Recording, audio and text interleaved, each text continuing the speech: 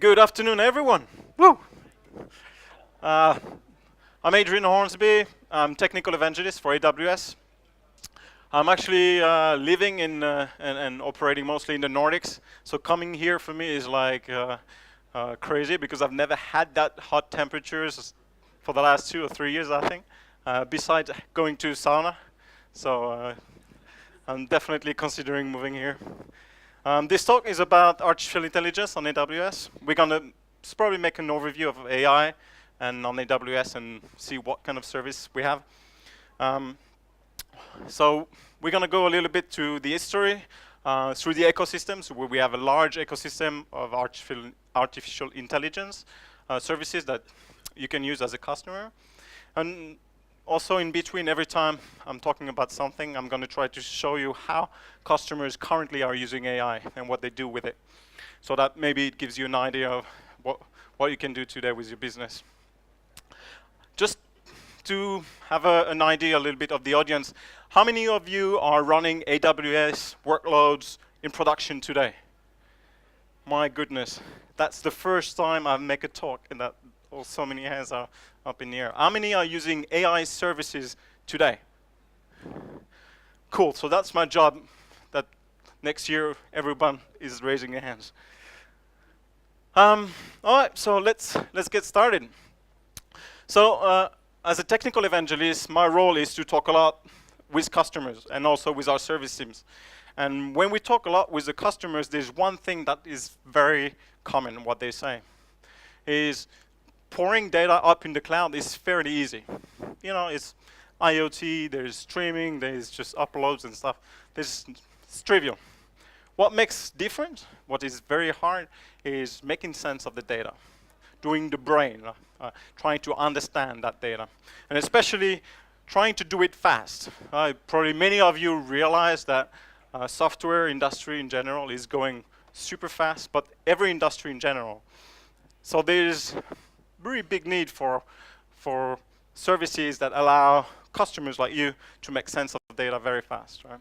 And this is where we step in fact. And because we're going to talk a little bit about artificial intelligence today, I thought that I'll give you a little bit of the definition of what AI is at Amazon. And for us, we consider AI as a system or service that requires, or that usually requires human to perform, okay? So that's quite simple. And also in that umbrella of artificial intelligence, we're including machine learning and deep learning. And deep learning just being a very specific function of machine learning. All right, so when I'm going to talk today about AI, and we're going to talk about, there's 4 sessions about AI today, that's kind of the idea of what we are considering.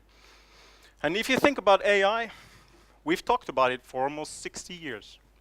And that's pretty insane. In fact, Frank Roosevelt in 1957, had the first kind of idea of neural network. And what he did was called the perceptron. It was a 6 by 6 light bulbs, like pixels, that are represented by light bulbs, where he could recognize images already. And that was in 57. That's 60 something years ago. So what happened? Why all of a sudden AI has become so popular? And if you look at this graph, in fact, that's the trend of AI in the last years, right? Since 2007. We've talked about it for 60 years, and just the last few years it's becoming insanely big. What has happened? Well, it's quite simple. What happened is cloud, right? If you think about it, cloud has really given the AI the life it deserves. Like if it's scalability, researchers taking their data and being able to process their model in the cloud very fast. The amount of digital data that is available. Right. So really, cloud is being there to leverage AI. But it was not only that. In 1975, there's a guy called Paul Verbos that did something pretty amazing with neural network. He invented something called backpropagation. And this is a technique that is used in training to be able to adjust neural networks so that they can, give you the best answer possible. So let's talk a little bit about neural networks, because this is important, how it works. So this is a very simple neural network, one layer. We call it one layer because there's one hidden layer in between. And a neural is very simple. It's a concept that takes a weighted input that produces an output, right? And the idea of using a neural network and to train it is to train those networks to give you the best possible answer. But how it works is you give it an answer, and then you train the network until you adjust those weights for each of the neurons so that they give you the best possible answer. It's very simple. And this is what is called backpropagation. You start by the result, and you go up and in your layers, adjust each weight in this neuron so that you actually end up with a neural network. And this process requires a lot of training. And this is where GPU has given the life to AI, right? Especially to algorithms to be able to train those very large neural networks. Because I just showed you now was a one layer neural network. But now neural networks have up to thousands of layers. And this, if you need to train those, currently you would need tens of thousands of computers. And if you think about it 10 years ago, it was not possible for a researcher or a startup to say, oh, I'm going to just buy 10,000 servers and start to do AI. It was just not possible. But now with cloud, with one click, you can start thousands of services and servers, instances, train your model for a few hours and stop it. And it just costs you hundreds of dollars. So everybody is able to do it now. This is really democratization of AI, Leslie. The second thing which happens as well is data, democratization of data. And the cloud allows people to push a lot of digital data and use it to train neural network. One characteristic of neural network is they need enormous amount of data to produce the right answer. You need to train them with hundreds of terabytes of data so that they give you the correct answer. We are not at the age of global AI or general AI. We're still on the narrow AI, which means that we need to train the network to give you the answer. If you want to train the network to recognize dogs, you need to give it a lot of images of dogs so that we can create the neural network that is representing everything about dogs, right? So you can imagine the amount of data that is required there. And the lastly is when you run those models, so once you train those models and then you run them, there's two different things. And running those models requires enormous amount of CPUs. Right? And again, this is something that was not necessarily available before, but Moore's law now is so that it's very easy to run models on even smaller device. Do you know what a Raspberry Pi is, right? I guess it's a small device like this. It can run full image recognition models, right? It's quite simple nowadays to do it. And it was simply not possible before. So really, the cloud and the advent of cloud computing in general and the availability, the scalability of it just really gave birth to AI, where we are today. And really, if you think about what AI gives to customers, it gives three things. The first thing is you can create new things that you never thought could be done, right? But you can also improve your current product with new features. And we're going to talk about how customers have done it currently. Because you can train, when you run your product and you collect logs, you can use those logs to train models and to try to understand what has happened, how your customer use your service, would use or buy your product, what do they do with it. You can create new experiences, right? New product categories as well.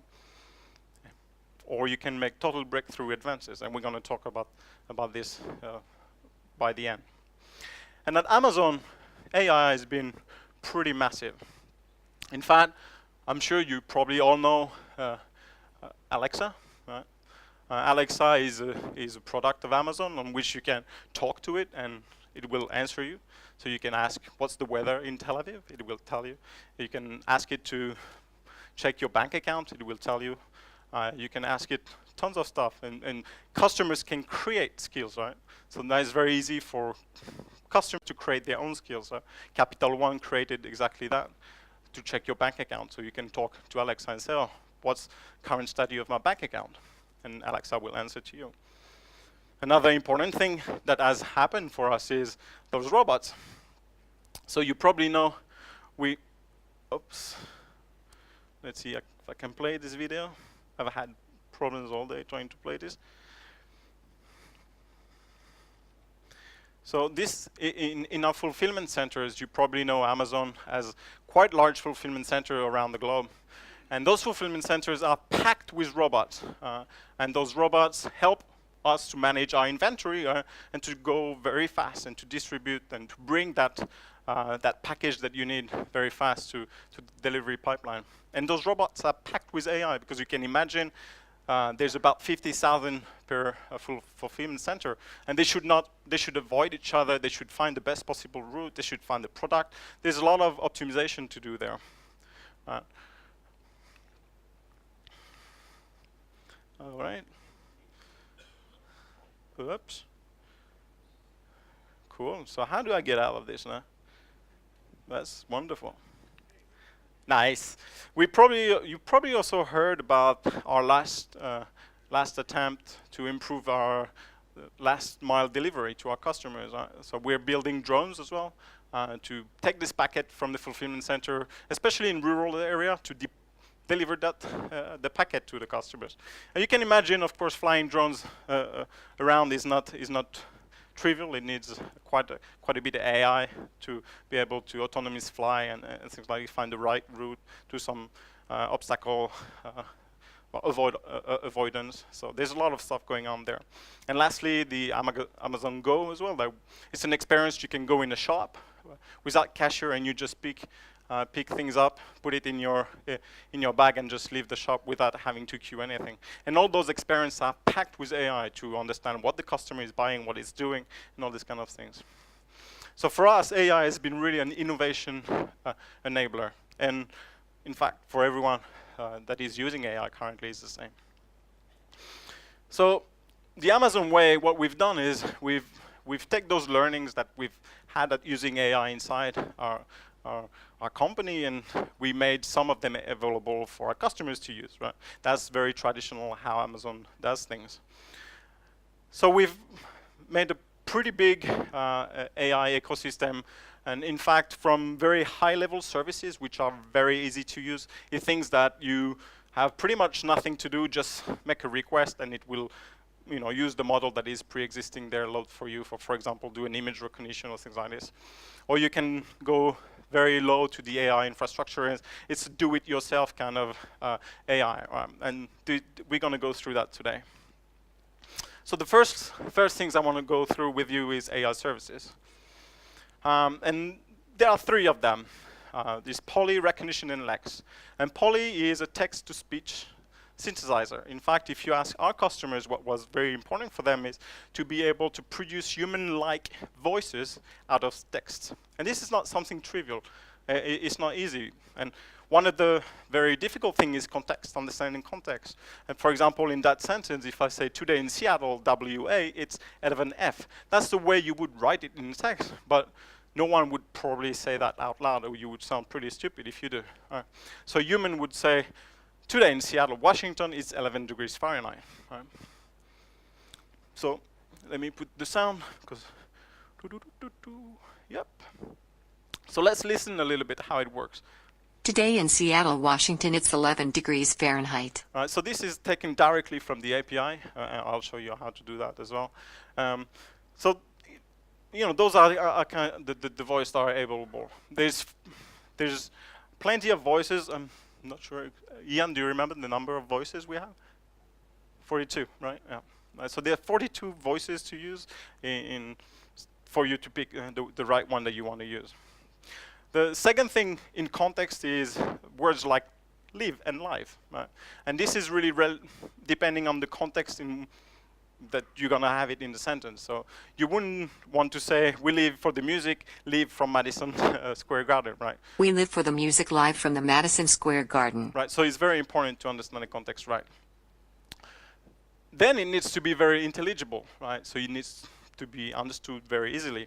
And there's very good tests for that, and that's this one. How much would a woodchuck chuck if a woodchuck could chuck wood? Who wants to try to do better? I promise I give you $1,000 of credits on AWS if you manage to do that. It's a challenge. You? Oh my God! Come see me at the end, right? That was super good. You need to work for Poly. That's right. Almighty Poly. One thing that is also very important is being able to, tell the text what you really want. For example, if you have a phone number, you don't want to spell the number out loud. You want to spell the number by each digit. Same with a name. In that case, if you want to spell your name, you would say something like this. To Poly, you would send the text into with this big annotation, right? And that's something like this. The spelling of my name is Adrian. Right. If you wouldn't put that, it would just say Adrian, right? So you can really tell Poly using this speech synthesizes markup language what you want to do with a specific word. And there's a lot of different options. In fact, it's the standard on the W3 standardization. So just you can use that for any word that you want. And in particular, phone numbers, right? So you wouldn't want to say something like, Richard's number is 2,122,341,237. Yeah, you wouldn't sound super smart with that. But instead, you want something like this. And again, Richard's this is number is the markup language. 212-234-1237. Cool. Also, of course, if you want to tell how you exactly pronounce a name, you would use also the markup language. And My daughter's name is Kaja. yeah, instead you want My to daughter's say, name is Kaya. right. So this is things you can do with Poly, right? And there are customers using it already very heavily. In fact, how many of you know Duolingo? Duolingo is an application on which you can learn a language, right? And it's powered by Poly. I didn't know a few weeks ago, so it's mind-blowing for me because I always thought they had natural voices. The second service is recognition, and I'm going to do a deep dive on recognition later today, so I'm just going to tell you quickly what it does. But what it does is you give it an image, and it can tell you objects and scene in there. It can recognize faces. It can analyze faces. It can compare faces. So you just really simple, send an image. So this is nothing else to do. Send an image, and we'll return you a JSON file with everything what we find, the labels and the location of the face in case. So I'll show you a little bit. So for object and scene detection, you send the image like this, and then we return labels. And then you see numbers. Those are the confidence factor that we think that label is associated with. And the next question I get often is, okay, now there's 50% to 90%. How's the customer? What percentage do I consider good? On average, our customers are above 50%. They think it's fine. But it really depends on your use case again. So you can tune that for you in your application and say, I only will accept labels that are over 90%. If you use faces, you probably all know this actress. You can do celebrity recognition. It's a feature we launched a week ago or 10 days ago. Now you can send an image and it will recognize celebrities. So something that was very, very asked for by our customers as well. And you can really understand why they would want that, right? Because there's so much media's available online, and people want to index them and be able to search them very quickly. The facial analysis does two things. It returns facial locations of your facial features, the eyes, the nose, whether you're smiling, whether you have a beard, a mustache. But it also does sentiment analysis. We will return the sentiments we think the person is expressing, whether she's happy or not, right? You can do facial search. So given two pictures of faces, we will compare each of those faces from 1 to 3 or more, and we'll return a confidence factor of the similarity. All right. So a lot of use case, and you can imagine that also very important is to do image moderation. And this is something again that we launched 10 days ago with the celebrity feature. Is you want to be able to tell whether it's an explicit or suggestive image, right? And in some countries, it's very important. One customer, for example, in India, and I'll explain what they do with it in my next talk. So if you want to know what Shady is doing with recognition, I'll invite you to come to the next talk.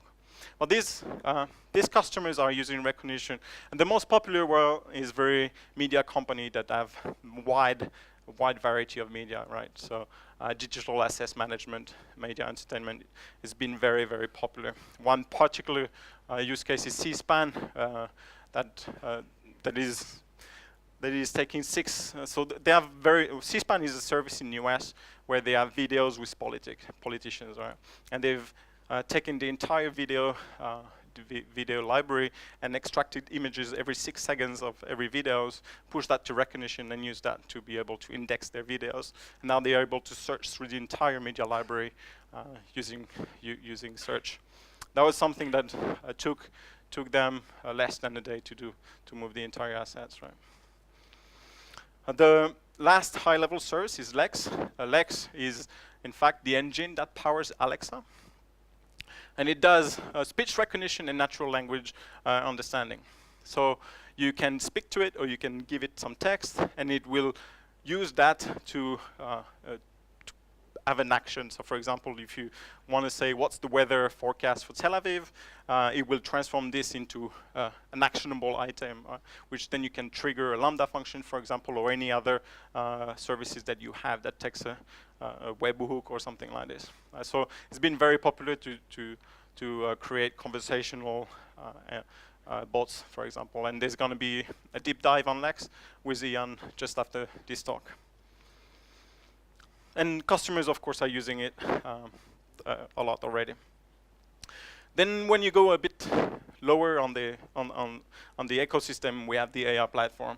And this is where you find machine learning as a service, and also Amazon EMR, which is the MapReduce service, Elastic MapReduce service. And the first one I'm going to talk is Amazon Machine Learning, because I think it's one of the most misunderstood service. This is exactly the kind of service you can give your logs and trying to figure out what has happened, right? And what it does is it supports supervised algorithm, right? And like binary classification, multi-category, or regression. And these are so for example, a binary classification would be, is this a dog? Yes or no. A multi-category is this product belonging to houses, or is it food, or is it something? So something which you will have multiple choices. And regression is this product gonna sell? So this is very, very simple service to use. Right? You load your data, we extract, we separate the data that will be used for training, and the one will be used for testing, and then we run, we create the models. There's very little that you have to do, and customers have been using it a lot already to do amazing things. And of course, you can think, we've been using machine learning very early on. This is the page of Amazon.com in 1995. And if you look at down there, there's something called the eyes and editor. And this is the first time when we actually on the bookstore had 1 million item. And if you're a customer and you want to find a book among 1 million items, it's not going to be easy. So we created the first recommendation engine for Amazon using machine learning there. So it's been used very extensively inside Amazon. But it's not only. There's a lot of different use case, fraud detection, personalization, all these kind of things that you can do with it. One customer that does this for fraud detection is fraud.net. And they go through logs of a transaction and trying to figure out things that are out of the ordinary, right? They use machine learning for that. And that this service protects 2% of US e-commerces, so it's not a small thing, it's pretty massive. And it's growing at a pace of 1,000% per year. So continuously growing. Another customer that does that use machine learning to figure out the most value for property is also our U Corporation, and they do this for very luxury properties and figure out what's going to be the best price for that property. Another customers in Sweden that does really cool stuff is in the Nordics. There's problems with the queue in the public service for doctors. There's very long queue. So this company is trying to tackle that, and what they do is they allow you to meet a doctor online, and they use machine learning to help the doctor ask the right question based on the symptoms, right? So every time a customer gives back a symptoms, it goes through machine learning, and they return the set of questions that is most likely to be matching the symptoms that you have. And they use machine learning really to help the doctor ask the right question, because you can think online, you really need to be to have the right questions. And they've already managed to achieve better results, doctor plus machine learning, than just simple doctor. Yes. Yes, in fact, because you still need, people still need the conversation. They still need the social impact. The doctor steers the conversation. They just use machine learning as a verification and as an addition, right? But it's still super important for them. If you go again on the platform is EMR. Oh, there's a question, yeah. Yeah.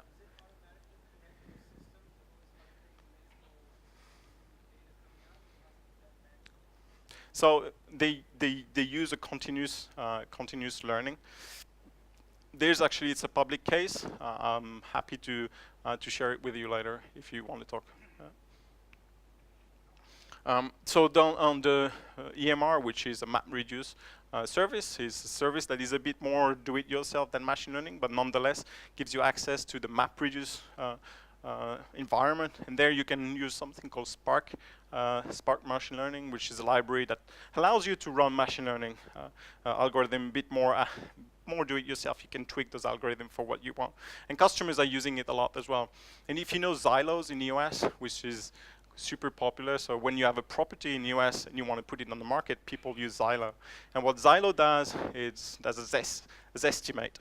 A Zestimate is using machine learning to price tag a house with the feature it has, depending on the region, the area where it has, and it looks through the entire set of data of all the sales that have happened in the past, and match this and gives the right price for that house. And this is powering using EMR. Now this estimate has become, in fact, the de facto standard in the US to estimate the price of a house, right? FINRA, you probably all know as well, they analyze the entire market, stock market, every day during the night. They replay every single point to do fraud detection, to figure out what has happened as well, and to figure out if there are anomalies in the stock market. If you go a little bit lower on the framework, we have something called the deep learning AMI. And this is available in the EC2 marketplace. And it's one-click image that you can start running. And it has all the popular framework, such as TensorFlow, Theano, Keras, Caffe, and MXNet. MXNet being the favorite deep learning framework for Amazon, right? It's a platform of choice. What is interesting as well is we have made available CloudFormation templates to deploy those in very large clusters. So one click, you can deploy a cluster of deep learning AMIs and start running very customized models, right? And this has been extremely popular. There's also a container that you can run in EC2 on ECS. And a lot of people ask us why we chose Apache MXNet. Is for us the scalability, the openness of it. And again, there's going to be a deep dive talk on MXNet, the last session of today here in this room. So I invite you, if you want to learn about MXNet, come. It's going to be a real deep dive, so it's going to be great. So this deep learning Amazon image, allows you to have all those frameworks available for you to use. And this has been extremely popular to run very cool stuff, like doing autonomous driving systems. And this is autonomous driving system using one of those deep learning framework, MXNet. And what it does, it allows you to take the data that you have, create your own model. So this is exactly, if you would have to use a service to create your own models, this is the way you would want to go. So you can create exactly the model you want. In that case, it was used to create autonomous driving systems. Another thing, how it's used as well, again in the autonomous driving system, is to do per pixel object segmentation. So in that case, we extracting the road from the video in real time. So you can actually replace the road with a river if you want, or with anything. Put this in the video games, do VR systems, or semi-VR. What you can do also is accurate systems positioning. This is using a heat map for processing the distance between objects. Again, this is running on the deep learning AMIs. Also, you can do deep learning powered art. In fact, if you give it 2 images, one of the reference art and the other image that you want to apply that style, you can do this as well. It's called neural transfer, and it's available on MXNet on the Jupyter. So if you want to use that, you can very easily do this. And in fact, one of the evangelists saw that he was going to replace Basquiat. Basquiat is the painting that's been sold, I think, for $110 million. It's the highest ever sold painting. And Julian, who is the evangelist, the picture, thought that he was going to create his own for a couple of bucks. He didn't have the money to buy the original, which is understandable. What it's used as well is to do early detection of diabetic complications. Right? So this has been used a lot for doing a medical experiment, giving it a lot of medical images and trying to find relation between diseases and what they see in the image.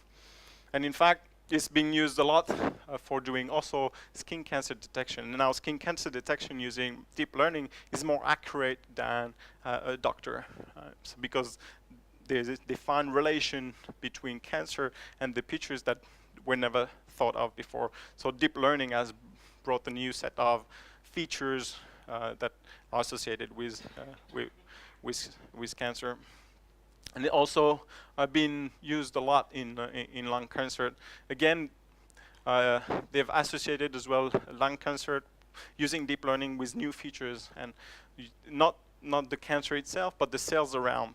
And this was discovered by deep learning algorithm, that the relation between the ecosystems of the cells around the cancer is actually what gives a diagnosis, positive or negative. And finally, if you are hardcore and you really want to do your own AI platform, this is still possible. In fact, on the AI infrastructure ecosystem of Amazon, you have access directly to the instances. And particularly one instance that has been used a lot for doing AI is the P2 instances. And those are instances that you can put in placement group inside your VPC and have very fast networking. So you can have really like highly scalable GPUs put into clusters, and you can achieve up to 23 teraflops double precision. So very, very, very large. In fact, this was used originally very early on by Netflix in 2014, I believe. Netflix, this was 2014. Netflix already had a blog post about how they use neural network, distributed neural network, to create their recommendation engine for their UI. And if you listen to Netflix, what they say is they don't have one UI. They have millions of UIs, actually, one UI per customer of Netflix, because it's so individualized that that there's not one common UI between you and your colleague. Another company doing exactly very similar neural networks and deep learning on EC2 is Pinterest with their lenses. So the lenses allow you to have an experience where you can see in real time related pins, right, and what you see. And this is powered by deep learning as well. Another customer which I think doing amazing things, this is a customer in Finland. It's a bunch of PhD guys that were at the university and started business last year. And what they do is they're doing real-time detection in videos of what's happening, objects, people, and making relations. So they can create indexes of in real time on videos for media companies to use and understand what is there. So they can understand the objects, but also the person, and can also go back and say which are the scenes that two persons were together wearing a black shirt and drinking champagne, all this kind of stuff, association. So they can do very, very fast indexing of media content. In fact, they sent me an email 2 weeks ago, said that they now go faster than real time. So it's pretty interesting. I don't know what it really means, but they go faster than the light, probably. Coming, this is very important if you are into do it yourself. Coming at the end of this year, we're gonna have a NVIDIA Tesla V100 instances available for you. So the Volta, and this is coming for you. It's gonna be pre-optimized for MXNet, so you can run very heavy, very big neural network, train your neural network that can be very, very large, up several thousands of hidden layers. In fact, it will have 122 teraflops per instances. And lastly, something that is coming now, but is more maybe a vision of the future. F1 instances allow customers to deploy their own FPGA, which is field gate array, a programmable gate array. It's for folks that do video optimization or very fast calculation of position in electronic, kind of crazy stuff. What it does is allow customers to bring their own algorithm and deploy directly this on the FPGA, on F1 instance. And in fact, there is an FPGA marketplace where customers having those algorithms can sell for other customers. And Intel released a paper a few weeks ago in March, actually a few months ago in March. And what they say is they believe FPGA actually will become the next platform for training very large deep neural network systems. So if you're looking into a future or an idea for a startup around AI, my suggestions was maybe have a look at this. Or if you already are into FPGA, try to figure out how you could leverage that, because that probably will be the future. A little wrap up before I give the floor to Ian. From very high level services and to do it yourself. If you ask me today I'm interested into AI, how should I start? What should I do? I'll tell you, get familiar with AI services, right? It's super simple. In fact, you can start in the console and start using recognition like this. So you see I can upload the image here and it can start recognizing. You can do facial analysis of that same actress. And this just give you an idea of how things could be done. Poly is the same. You can use the console and use the voice. Hello, everyone. That was a Welsh English. Obviously, that's why it sounded weird. Hello, everyone. So you can use a lot of different voices. Play with it. I think that's the way for me where I would get started, and then get more and more familiar with AWS services, and then eventually, when you're super familiar, then you can go on the very do-it-yourself. But it's also very simple to start the deep learning. In fact, deep learning, you go in the marketplace, click it, and then you can have access. Very, very simple to very high-level deep learning framework, like to do, for example, neural transfer. Start doing your own paintings if you want. So it's just AI is at the fingertips, and I think it's you guys gonna have the best ideas in the world to make it a reality for you, or use it in your current business, or make the next crazy business. So on that note, thank you very much.